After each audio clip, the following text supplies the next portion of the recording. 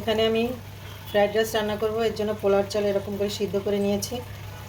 আর এখানে ফ্রাইড রাইসের জন্য বরবটি, গাজর, চিংড়ি মাছ, 4টা ডিম দিয়েছি, কিছু মাংস ছোটো ছোটো করে কেটে দিয়েছি, মুরগির মাংস, তো পেঁয়াজ, কাঁচামরিচ কুচি করে কেটে, সমস্ত উপকরণ, টমেটো সস, সয়া সস, ওগুলো আমি আর ভিডিওতে দেখালাম না।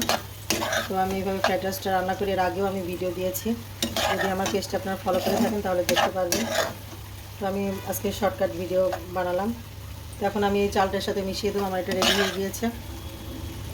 আমি এটার সাথে মিশিয়ে দিচ্ছি, দেখুন এইভাবে করে আমি মিশিয়ে নিচ্ছি আস্তে আস্তে করে, যেন ভেঙে না যায়। চালটা একটু শক্ত শক্ত করে রান্না করতে হবে, যেন এটা গলে না যায়।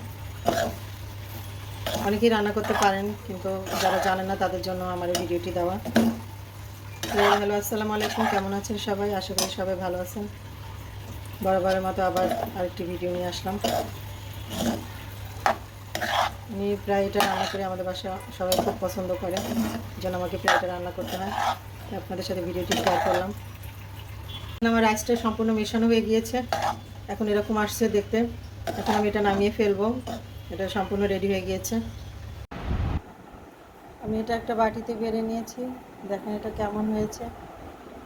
আর আমার ভিডিওটি যদি ভালো লেগে থাকে তো লাইক, কমেন্ট ও শেয়ার করতে পারেন, আর সবাই এভাবে ট্রাই করতে পারেন যারা জানেন না। তো সবাই ভালো থাকবেন, আল্লাহ হাফেজ।